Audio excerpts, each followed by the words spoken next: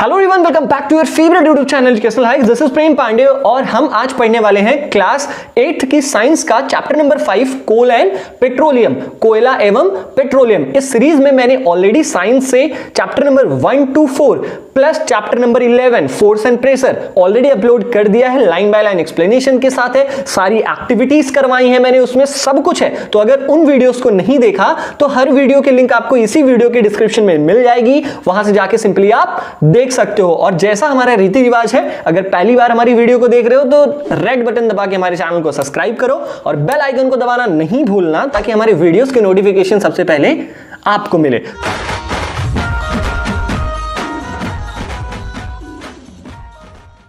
तो चलिए शुरू करते हैं। कोल एंड पेट्रोलियम बहुत ही अच्छे से समझा है इस चैप्टर को।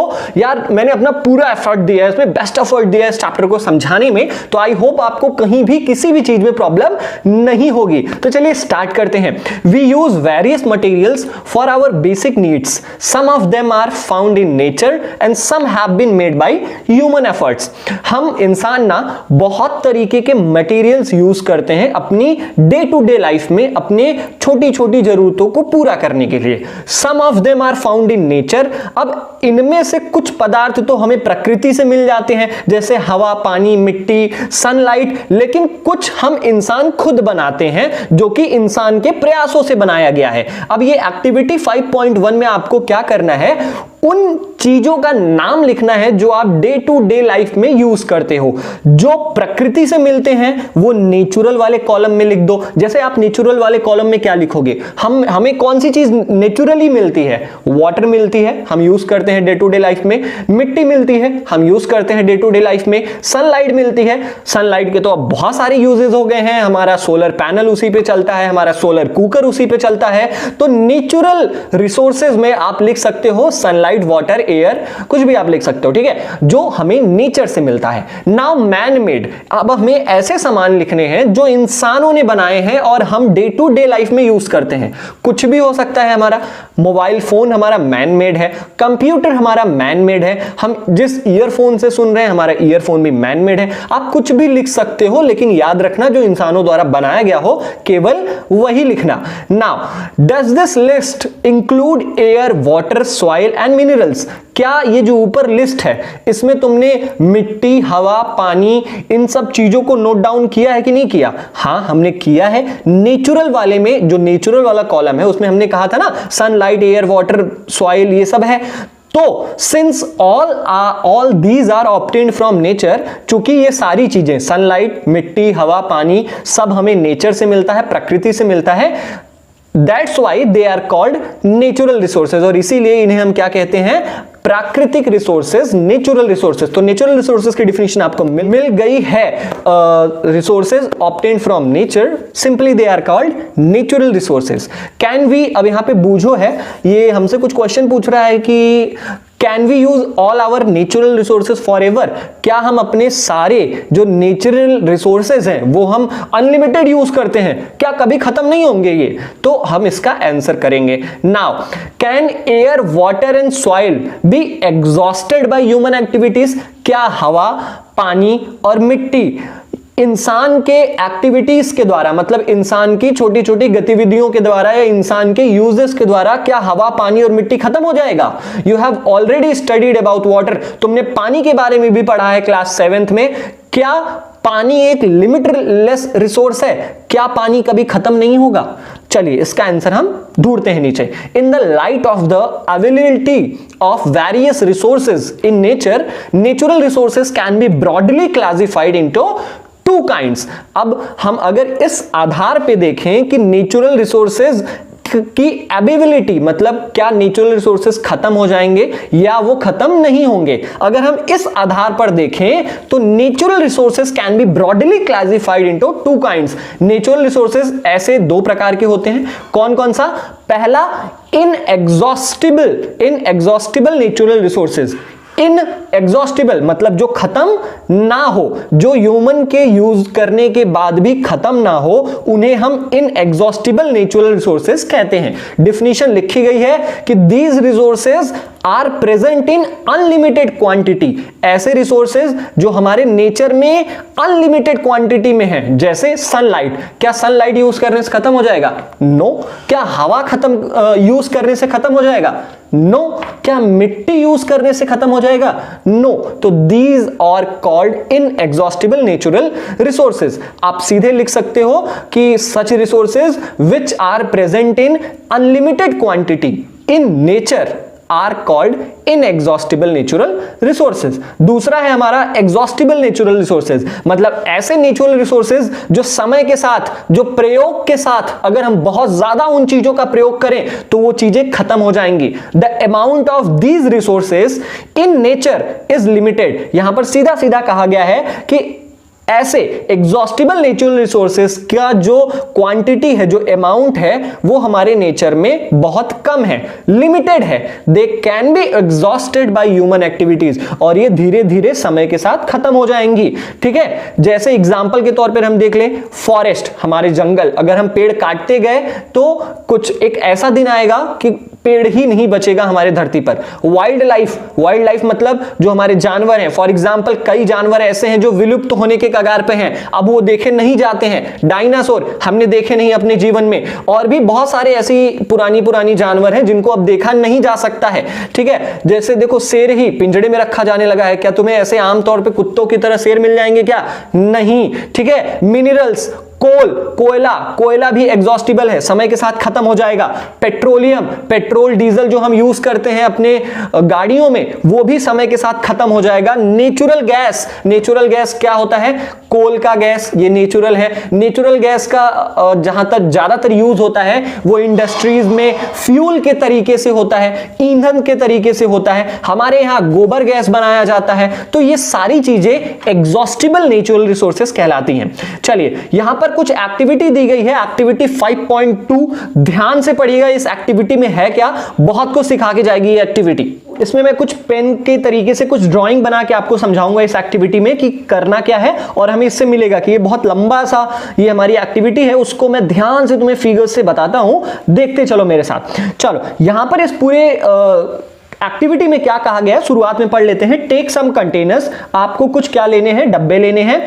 Fill them with popcorn, peanuts, roasted gram toffees. मतलब आपको करने क्या है, मान लो आप 3 डब्बे ले लो, 3 डब्बे ले लिए भाई, और इन 3 डब्बों में खूब अच्छी खाने वाली चीज, जैसे हमारी चॉकलेट हो गया, चने हो गए, पीनट्स हो गया, पॉपकॉर्न हो गया, इन सारी के अंदर, इन सारे कंटेनर्स के अंदर भर दो। अब क्या करो, तुम 7 स्टूडेंट्स का 3 ग्रुप भी बना लो। अब ये चॉकलेट्स खाने के लिए तो कोई चाहिए ना, तो तुमने 3 ग्रुप बना लिया।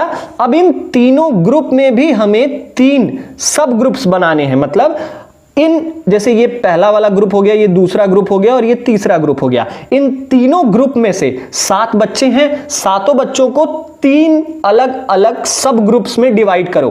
पहले वाले सब ग्रुप में 1 स्टूडेंट होना चाहिए, दूसरे वाले सब ग्रुप में 2 स्टूडेंट होना चाहिए, और तीसरे वाले में 3 स्टूडेंट। ऐसे ही सब में आपको करने हैं। आपको 1, 2 और 4, सॉरी 3 नहीं 4 के सब ग्रुप में डिवाइड करने हैं। फिर से 1, 2 और 4। समझ में आया इतना?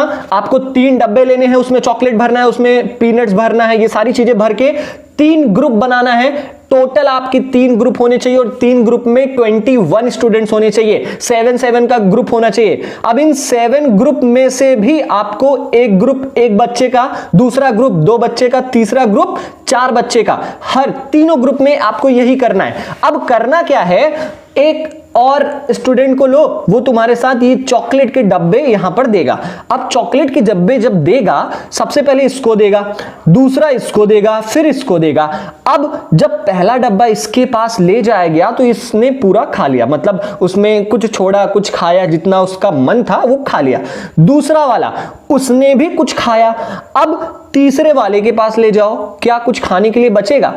अगर किसी ने छोड़ा होगा, या फर्स्ट वाले ने अगर ये सोचा होगा कि भाई इसको भी खाना है इसलिए हम थोड़ा सा छोड़ देते हैं। ध्यान से सुनना, बहुत जरूरी चीज है। अगर पहले वाले ने ये सोचा होगा कि मैं थोड़ा ही खाऊं, 2 वाले को भी मिल जाए, 4 वाले को भी मिल जाए, तो इससे होता क्या है? इससे ये होता है भाई कि अगर जो हमारी पीढ़ी है, जो हम अब स्टूडेंट्स हैं, अगर हमने नेचुरल रिसोर्सेस को बचाया, जैसे अगर अभी हमने वाटर को बचाया तो वाटर हमारे नेक्स्ट जनरेशन को भी मिलेगी, फिर अगर इसने बचाया तो हमारे इस जनरेशन को भी मिलेगी। नहीं तो अगर चॉकलेट्स की तरह, पीनट्स की तरह हम इसे खा जाना चाहें तो बाकी की जो जनरेशन्स हैं वो बिना नेचुरल रिसोर्सेस के बिताएंगी। तो यही हमारे एक्टिविटी में था जो हमने आपको बता दिया।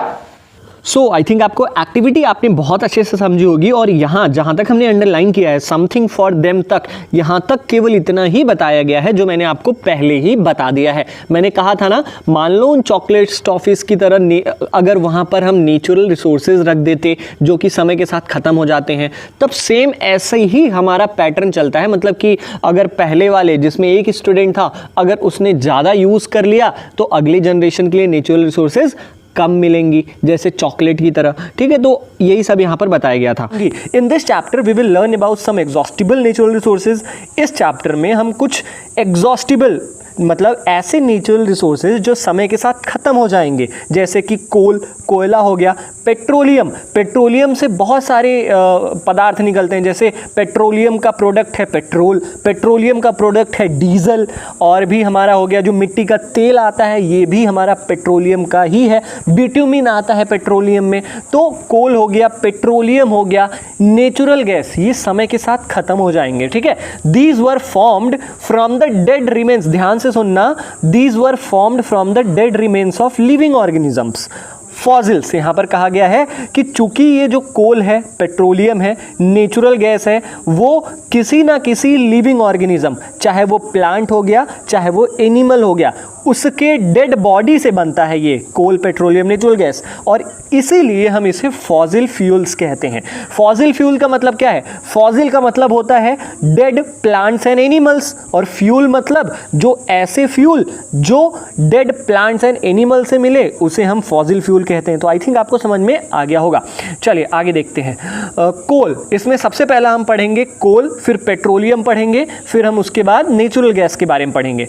कोल, कोयला, यू मे हैव सीन कोल और हर्ड अबाउट इट, तुमने कोयला देखा होगा या इसके बारे में सुना तो ज़रूर होगा। It is as hard as stone, ये पत्थर के जैसा सख्त होता है और काले कलर का होता है। Coal is one of the fuels used to cook food.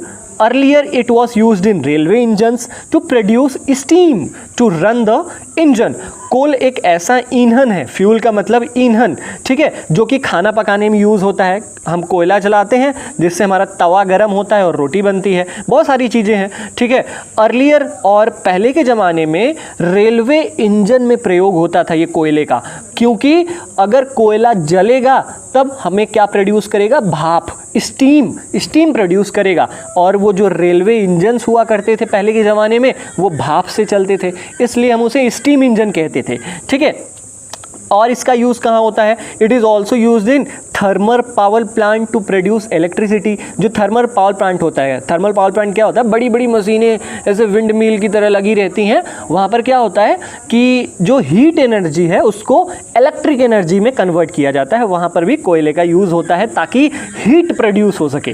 Coal is also used as a fuel in various industries. कोयले का प्रयोग बहुत सारे उद्योगों में होता है ईंधन के तौर पर, जैसे स्टील इंडस्ट्री में होता है। अब हमारे यहाँ लोकल यहाँ पे अगर आप ईंट के भट्ठे देखे होंगे तो भट्ठों में भी कोयले से ईंट को पकाया जाता है। ठीक है, स्टोरी ऑफ कोल, अब स्टोरी ऑफ कोल में हमें बताया जाएगा ये कोल इंसानों को सबसे पहले मिला कहाँ से। अब ये पहली है, बोल रही है कि हमें कोल कहाँ से मिला और ये कोल बना कैसे, हाउ इज इट फॉर्म्ड। आगे उसकी स्टोरी सुनते हैं, कैसे कोल बना, कैसे इंसानों को मिला। अबाउट 300 मिलियन ईयर्स अगो, मतलब आज से 3000 साल पहले, the earth had dense forest, धरती पर बहुत घने जंगल थे। इन लो लाइंग वेटलैंड एरिया, कहाँ पर थे? लो लाइंग मतलब निचले इलाके में थे। आप देख सकते हो यहाँ पर एक ऐसा इलाका है जहाँ पर पानी भरा हुआ है, इसको हम बोलते हैं वेटलैंड। और लो लाइंग वेटलैंड का मतलब होता है जो ढलान पर हो, जहाँ पर अगर बाढ़ वाड़ आए तो बहुत जल्दी डूब जाए, उसको कहते हैं निचला हिस्सा। ठीक है, तो धरती पर आज से 3000 साल पहले बहुत ही घना जंगल था ड्यू टू नेचुरल प्रोसेसेस, लेकिन प्राकृतिक प्रक्रियाओं की वजह से, जैसे बाढ़ आने की वजह से, these forest got buried under the soil, और बाढ़ आया और धीरे धीरे ये जो पूरे जंगल हैं वो मिट्टी के अंदर दफन हो गए, मतलब ढक गए। इतने नीचे इलाके में थे, वहाँ पर फिर विंड चली तो मिट्टी को लेके आई, मिट्टी धीरे धीरे वो पूरे जंगल को ही मिट्टी के नीचे दाब दिया, मतलब धरती के अंदर कर दिया। ठीक है, As more soil deposited over them, और जैसे जैसे उस पर मिट्टी इकट्ठा होती गई उन जंगलों के ऊपर, they were compressed, वो नीचे दब गए, वो धरती के अंदर चले गए। The temperature also rose as they sank deeper and deeper, और जैसे ही वो धरती के अंदर गए तो वहाँ पर गर्मी बढ़ गई, टेम्परेचर बढ़ गया, और जिसकी वजह से क्या हुआ, under high pressure and high temperature, बहुत ज़्यादा दबाव और बहुत ज़्यादा टेम्परेचर, लगभग आप समझ सकते हो 100 डिग्री सेल्सियस में पानी बॉईल होना स्टार्ट हो सकता है। ठीक है, उससे कहीं ज़्यादा गर्मी होती है ज़मीन के अंदर। ठीक है, ऐसे टेम्परेचर में, ऐसे हाई प्रेशर में डेड प्लांट्स, जो वो जंगल के प्लांट्स थे ना, गॉट स्लोली कन्वर्टेड टू कोल, वो हजारों साल बाद धीरे धीरे कोयले में बदल गए। As coal contains mainly carbon, the slow process of conversion of dead vegetation into coal is called carbonisation. अब जैसे हमें पता है कोल का मतलब होता है, समझ लो 95% उसमें कार्बन है। कार्बन एक एलिमेंट होता है, हमारे पीरियोडिक टेबल में है, तो कार्बन ज़्यादातर कोयले में पाया जाता है। ठीक है, तो और इसको यहाँ पर एक डिफिनीशन दी गई है कि the slow process of conversion of dead vegetation, मतलब ऐसे जैसे पेड़ पौधों का जो डेड प्लांट्स होता है उनका धीरे धीरे कन्वर्ट होना किसमें, कोल में, इसी को हम कार्बोनाइजेशन कहते हैं। हम समझ गए। Since it was formed from the remains of vegetation, चूँकि हम जानते हैं ये जो कोयला है वो डेड प्लांट्स और डेड ट्रीज से मिलके बना हुआ है। Coal is also called fossil fuel, और इसी के लिए कोल को भी हम फॉसिल फ्यूल कहते हैं। मैंने बताया था ना, जस्ट बगल में देखो, फॉसिल फ्यूल का मतलब क्या था, मैंने बताया था ऐसी चीज़ें, ऐसे फ्यूल्स जो डेड प्लांट्स या डेड एनिमल्स से बने, उन्हें हम फॉसिल फ्यूल कहते हैं। अब चूंकि जो हमारा कोयला है वो डेड प्लांट्स और डेड ट्रीज से मिलके बना है, इसलिए हम इसको क्या कहते हैं, फॉसिल फ्यूल कहते हैं। अ कोल माइन, अब यहाँ पर फिगर 5.2 में एक कोयले की खदान दिखाई गई है। आप देख रहे हो कैसे खुदाई हो रही है जमीन के अंदर। ठीक है, आगे देखते हैं। When heated in air coal burns and produces mainly carbon dioxide, और जब हमारे जो नॉर्मल टेम्परेचर पे कोयले को जलाया जाता है तो क्या होता है, कोल एक गैस प्रोड्यूस करता है, और गैस का क्या नाम है, CO2, कार्बन डाइऑक्साइड प्रोड्यूस करता है जब कोयले को जलाया जाता है। समझ गए। Coal is processed in industry to get some useful products, जो कोयला होता है उसको इंडस्ट्री में ले जाके जब प्रोसेस करते हैं, मतलब अलग अलग चीज़ें उससे बनाई जाती हैं। जैसे कौन कौन से प्रोडक्ट बनाए जाते हैं कोयले से, कोक हो गया, कोल टार जिसे हम डामर कहते हैं जो रोड बनाने के काम आता है, वो भी मिलता है कोयले से। कोल गैस ईंधन के तौर पे यूज़ होता है, जैसे हमारे यहाँ गैस सिलेंडर यूज़ होता है ना, वैसे ईंधन के तौर पे यूज़ होता है। कहाँ होता है मैं बताता हूँ अभी। कोक, अब देखो सबसे पहले हम पढ़ेंगे कोक के बारे में। इट इज़ अ टफ, ये बहुत ही ज़्यादा सख्त होता है, पोरस होता है। पोरस का मतलब क्या होता है, भुरभुरा, जिसके वैसी चीज जिसके बॉडी में पोर्स हों, छोटे छोटे छेद हों, उनको हम पोरस कहते हैं। समझ गए। ये जो कोक होता है वो टफ, सख्त होता है, पोरस होता है और काले कलर का होता है। It is an almost pure form of carbon, और कोक लगभग मान के चलिए कार्बन का एकदम शुद्ध रूप है। अभी इससे शुद्ध कार्बन नहीं पाया जाता है। Coke is used in the manufacture of steel, Coke का प्रयोग कहाँ कहाँ पर होता है, स्टील को बनाने में यूज़ होता है, और कई ऐसे भी मेटल्स हैं उनको एक्सट्रैक्ट करने में, जैसे आयरन ओर हो गया। आयरन ओर मतलब क्या होता है, हमारे लोहे का इम्प्योर फॉर्म होता है, उसी से लोहा निकलता है, तो लोहे को निकालने के लिए भी कोक का यूज़ हम करते हैं, क्योंकि वहाँ पर कार्बन की ज़रूरत पड़ती है। और कोक जो है हमारा कार्बन का लगभग शुद्ध रूप है। कोल टार डामर, इसके बारे में हम पढ़ते हैं, ये काले कलर का होता है और बहुत ही गाढ़ा लिक्विड के जैसे होता है। विथ एन अनप्लीजेंट स्मेल, मतलब जिसकी जो ये होती है खुशबू कह लो, बदबू कह लो, बहुत बुरी होती है। It is a mixture of about 200 substances. जो कोल टार होता है वो लगभग 200 चीज़ों से मिलके बना होता है। Products obtain from coal tar are used at starting material, मतलब कोल टार से जितनी भी चीज़ें हमें मिलती हैं वो क्या यूज़ होता है, वो रॉ मटेरियल के तौर पे यूज़ होता है। क्या क्या बनाने में, जैसे सिंथेटिक डाई जो हम बालों में लगाते हैं उसको भी बनाने में कोल टार का यूज़ होता है। ड्रग्स, कई ऐसी दवाइयाँ होती हैं जिसमें हम कोल टार का यूज़ करते हैं। एक्सप्लोसिव, पटाखे बनाने में।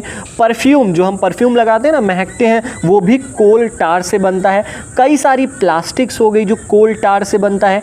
पेंट, हमारे जो प्लास्टिक पेंट आते हैं। फोटोग्राफिक मटेरियल, मतलब जो फोटो, ये जो कैमरा वैमरा से रिलेटेड जो जितनी भी छोटी छोटी चीज़ें होती हैं ना, वो भी हमारे इसी कोल टार से मिलके बनती हैं। रूफिंग मटेरियल्स, छत बनाने की जो सामग्री होती है उसमें भी कोल टार का यूज़ होता है। इंटरेस्टिंगली, और सबसे अजीबोगरीब बात तो ये है, जो नैप्थलीन बॉल्स होते हैं, ये छोटे छोटे सफ़ेद कलर के गोले होते हैं, आपने देखा होगा आपके स्कूल के टॉयलेट्स में लगे होते हैं, वहाँ पर रखे गए होते हैं ताकि वो इंसेक्ट से क्या कर सके, लड़ाई कर सके। तो जो नैप्थलीन बॉल होते हैं, जो कि कीट पतंगों और छोटे छोटे कीड़ों को मारने के लिए यूज़ होता है, वो भी कोल टार से मिलके बना हुआ है। आपको पता था? नहीं ना, आगे देखते हैं। These days bitumen, a petroleum product, is used in place of coal tar for metalling the roads. हम जानते हैं कि हमारे अब तक कोल टार का यूज़ होता आया है रोड को बनाने में, डामर का यूज़ आता आया है रोड को बनाने में, लेकिन अब डामर का यूज़ नहीं होता रोड को बनाने के लिए। क्यों? क्योंकि अब बिट्यूमिन आ गया है। बिट्यूमिन एक पेट्रोलियम प्रोडक्ट है। क्यों डामर की जगह बिट्यूमिन लाया गया? इसलिए लाया गया क्योंकि बिट्यूमिन की जो होल्डिंग कैपेसिटी होती है, जो हमारे सड़कों की गिट्टियाँ होती हैं ना, उनको जो पकड़ने की जो क्षमता होती है वो बहुत ज़्यादा होती है। और भी इसके कुछ फ़ायदे हैं, जैसे इसमें बहुत ज़्यादा हमारे टायर्स अगर बहुत ज़्यादा घिस जाते थे तो आग लग जाती थी, अगर डामर के रोड रहते थे, कोल टार के रोड रहते थे। लेकिन बिट्यूमिन में क्या होता है, इतना वो नहीं होता, इतना वो रिएक्टिव नहीं होता कि तुरंत आग लग जाए। ठीक है, तो इन सारे फ़ायदों को देखते हुए जो हमारा रोड है अब बिट्यूमिन से बनने लगा है। तीसरा, कोल गैस, कोयले से पाए जाने वाली आखिरी जो सामग्री है वो है कोयले का gas. Coal gas is obtained during the processing of coal to get coke. हमने बताया था ना, कोक जो है वो कोयले से बनता है। तो जब कोक को निकाला जाता है ना, उसी प्रोसेस में एक गैस प्रोड्यूस होता है जिसको हम क्या कहते हैं, कोक कहते हैं। ठीक है, अब ये ब्रैकेट में देख लेते हैं क्या है। Coal was used for street lighting. हाँ, इसमें बहुत इंटरेस्टिंग सी बात कही गई है। कोयला जो था ना, वो सड़कों पे जो लाइटिंग लगी रहती है ना, उसमें यूज़ होते था। कोयले का जो गैस था, कहाँ पर पहली बार यूज़ हुआ था? लंदन में। कौन सी ईयर में? 1810 में। दूसरी बार न्यूयॉर्क में यूज़ हुआ, और वो कौन से ईयर में? 1820 में। अब इन दिनों कोल गैस का यूज़ स्ट्रीट लाइटिंग में नहीं होता, बल्कि हीट प्रोड्यूस करने के लिए होता है। समझ गए? As a fuel in many industries situated near the coal processing plants. ये जो कोल गैस है, इसका यूज़ अगल बगल जहाँ पर ये कोल गैस बनता है, जहाँ पर ये कोक को निकाल के कोल गैस बनाते हैं, वहाँ के अगल बगल जो इंडस्ट्रीज़ होती हैं ना, वो कोल गैस से ही चलती हैं। तो भाई यहाँ तक हमने पढ़ लिया, और थोड़ा सा ही बचा हुआ है, हम उसे सेकेंड पार्ट में लेके आएंगे। देखते रहिए इस चैनल को यार, लाइक करो, तुम्हारे लाइक के लिए ही हम लोग इतना मेहनत करते हैं। चैनल को शेयर करो, सब्सक्राइब करो चैनल को। मिलते हैं अपनी अगली वीडियो में, तब तक के लिए जय